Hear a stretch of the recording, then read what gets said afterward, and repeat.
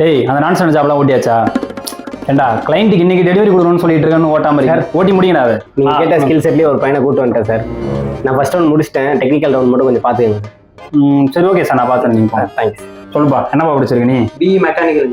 The next day. HR பரதேசிக்கிற வேலை இல்லை.